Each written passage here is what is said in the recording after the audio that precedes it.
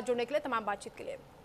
एक बड़ी खबर सामने आ रही है। उत्तर प्रदेश के संभल हिंसा से जुड़ी यह बड़ी जानकारी है। तत्कालीन सीओ अनुज चौधरी के खिलाफ एफआईआर के आदेश दिए गए हैं। अनुज चौधरी समेत 20 पुलिस वालों पर एफआईआर के आदेश दिए गए हैं। हिंसा के दौरान आलम नाम का लड़का घायल हुआ था और सीजेएम कोर्ट ने एफआईआर दर्ज करने के आदेश जारी किए हैं। आपको बता दें कि सर्वे के दौरान 24 नवंबर 2024 को वहां हिंसा भड़की थी।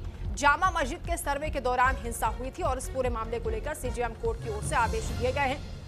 हिंसा के दौरान आलम नाम का एक लड़का घायल हुआ था। आलम के पिता यामीन ने याचिका दाखिल की थी चंदौसी की सीजेएम कोर्ट में और जिसके बाद सीजेएम कोर्ट ने तत्कालीन सीओ अनुज चौधरी समेत 12 पुलिसकर्मियों पर एफआईआर दर्ज करने के निर्देश दिए। उत्तर प्रदेश के संभल से ये बड़ी जानकारी सामने आ रही है। आपको याद होगा, संभल हिंसा के दौरान गोली लगने से एक युवक घायल हो गया था और इस पूरे मामले को लेकर पूर्व सीओ अनुज चौधरी, पूर्व कोतवाल यानी इंस्पेक्टर अनुज तोमर और 20 पुलिसकर्मियों के खिलाफ सीजेएम कोर्ट ने एफआईआर दर्ज करने के आदेश जारी किए हैं। कोर्ट के आदेश पर संभल कोतवाली पुलिस को एफआईआर दर्ज करने के मामले की जांच के निर्देश दिए गए हैं। दरअसल संभल हिंसा के दौरान संभल पुलिस पर यह आरोप है कि वहां पुलिस ने आलम नाम के युवक को गोली मारी थी। यह आरोप उसके पिता ने लगाए हैं। आलम के पिता यामीन ने संभल में सीओ रहे अनुज चौधरी और अन्य पुलिसकर्मियों के खिलाफ एफआईआर दर्ज कराए जाने के लिए कोर्ट से गुहार लगाई थी और उसी पर कोर्ट ने यह एक्शन लिया है। संभल में जामा मस्जिद के सर्वे के दौरान 24 नवंबर 2024 को हिंसा हुई थी, आपको याद होगा। और इस पूरे मामले को लेकर हालांकि क्योंकि मामला संवेदनशील भी है, लेकिन अब एसपी कृष्ण कुमार बिश्नोई ये कह रहे हैं कि एफआईआर फिलहाल नहीं होगी और आदेश के खिलाफ अपील करेंगे।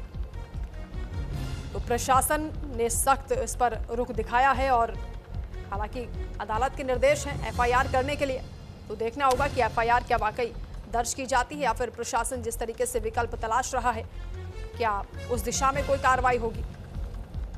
आपको बता दें कि याचिका में यह आरोप लगाया गया है कि आलम नाम का युवक सामान बेचने के लिए गया हुआ था, उसी दौरान उसे गोली मारी गई और यामीन जो कि आलम के पिता हैं, उन्होंने अपनी अर्जी में तत्कालीन सीओ अनुज चौधरी और संभल सदर कोतवाली के तत्कालीन इंस्पेक्टर अनुज तोमर समेत 10 से 12 पुलिसकर्मियों पर उन्हें आरोपी बनाते हुए उनके खिलाफ मुकदमा दर्ज करने की मांग अदालत से की थी और कोर्ट ने भी सभी तथ्यों पर सुनवाई के बाद इन पुलिसकर्मियों पर एफआईआर दर्ज करने के आदेश जारी कर दिए हैं। हालांकि अदालत के आदेश के बाद संभल के जो एसपी हैं कृष्ण कुमार बिश्नोई, वो ये कह रहे हैं कि एएसपी अनुज चौधरी और इंस्पेक्टर अनुज तोमर समेत जो संबंधित पुलिसकर्मी हैं उनके खिलाफ फिलहाल एफआईआर दर्ज नहीं की जाएगी। एसपी का ये कहना है कि इस आदेश के खिलाफ वो अदालत में अपील करेंगे और ये भी उन्होंने बताया कि संभल हिंसा के मामले में पहले ही क्योंकि जुडिशियल इंक्वायरी हो चुकी है यानी न्यायिक जांच हो चुकी है और जिन पुलिसकर्मियों के खिलाफ आदेश दिया गया है उनकी जांच पूरी की जा चुकी है। ये भी आपको बता दें कि अभी फिलहाल यानी वर्तमान में अनुज चौधरी एएसपी के पद पर प्रमोशन के बाद फिरोजाबाद जिले में तैनात हैं, जबकि उस वक्त संभल सदर कोतवाली के इंस्पेक्टर रहे अनुज तोमर अभी संभल जिले की चंदौसी कोतवाली में तैनात हैं। संभल से संवाददाता फिरोज आलम इस वक्त हमारे साथ जुड़ रहे हैं। फिरोज, ये जो अदालत की ओर से आदेश आया है, इस पर क्या तैयारी प्रशासन की ओर से की जा रही है? क्योंकि एएसपी तो कह रहे हैं कि अभी हम विकल्प तलाश रहे हैं और एफआईआर दर्ज नहीं होगी।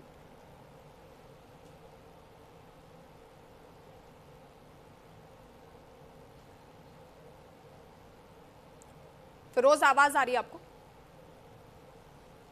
फिरोज के साथ संपर्क अभी नहीं हो पा रहा है, दोबारा कोशिश करेंगे। फिलहाल हम आपको खबर बता रहे हैं कि संभल हिंसा में एक युवक को गोली लगी थी और आरोप आलम के पिता ने लगाया है कि सीओ उस दौरान के रहे अनुज चौधरी और उनके साथ साथी पुलिसकर्मियों ने उन पर गोली चलाई थी। अब इस मामले में अदालत ने हस्तक्षेप किया क्योंकि याचिका दी गई थी और आदेश दिए गए हैं कि एफआईआर दर्ज की जाए। फिरोज आलम हमारे साथ जुड़ रहे हैं। फिरोज, क्या कहा है कोर्ट ने? देखिए, आपको बता दूं, जिस तरीके से 2024 का ये मामला है, 24 नवंबर थी जब शाही जामा मस्जिद का सर्वे करने के लिए टीम पहुंचती है तो वहां एक बड़ा बवाल होता है, हिंसा भड़कती है, आगजनी होती है, पथराव होते हैं। इसी दौरान पुलिस के ऊपर पत्थरबाजी और फायरिंग भी शुरू होती है, लेकिन पुलिस ने किसी तरीके से उस समय उस मामले को नियंत्रण किया। लेकिन ये जो मामला आया है, जिस तरीके से चंदौसी न्यायालय की सीजेएम कोर्ट ने सीओ अनुज चौधरी जो यहाँ पर सीओ रहे थे, लेकिन अब फिलहाल एएसपी हैं ये फिरोजाबाद में। और पुलिस के 12 से 20 लोगों के खिलाफ एफआईआर करने के आदेश हुए, जिसमें एक युवक है आलम को गोली लगने का मामला को लेकर उसके पिता यामीन ने याचिका दायर की थी कोर्ट में। लेकिन फिलहाल जिस तरीके से ये आदेश सामने आया है और उधर पुलिस अधीक्षक कृष्ण कुमार बिश्नोई के द्वारा भी ये कहा गया है कि ये अपील जो है इसकी अपील की जाएगी और फिलहाल इनके ऊपर एफआईआर दर्ज नहीं होगी। मामला क्योंकि संवेदनशील है और विभाग में भी काफी हलचल है जिस तरीके से अदालत का यह आदेश आया है। अब प्रशासन की ओर से कहा जा रहा है कि अभी एफआईआर नहीं होगी। जो आलम के पिता हैं यामीन, वो क्या कह रहे हैं? क्योंकि प्रशासन का रुख तो कुछ और नजर आता है और अभी क्या विकल्प हो सकते हैं प्रशासन के पास भी? देखिए, जिस तरीके से ये यामीन के पिता ने 6 फरवरी 2025 को ये अपील दायर की थी कोर्ट के अंदर।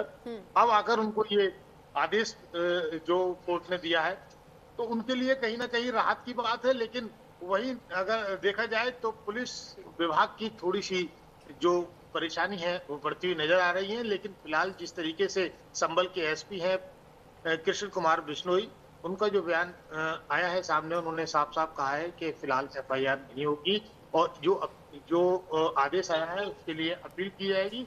लेकिन बात करते हैं जिस तरीके से 24 नवंबर 2024 को ये जब हिंसा भड़की थी तो इस पूरे मामले में पुलिस ने नियंत्रण करते हुए करीब 12 मुकदमे पंजीकृत कराए थे और उसमें 40 नामजद थे, जिसमें समाजवादी पार्टी के सांसद जियाउर रहमान बर्क सहित जो सिटी विधायक है इकबाल महमूद, उनके पुत्र सुहेल के खिलाफ भी नामजद एफआईआर हुई थी। इसके अलावा पुलिस ने लगभग 80 लोगों को इस पूरे मामले में गिरफ्तार कर जेल भेजा है और वहीं 2750 लोगों के खिलाफ अज्ञात के खिलाफ मुकदमा दर्ज हुआ।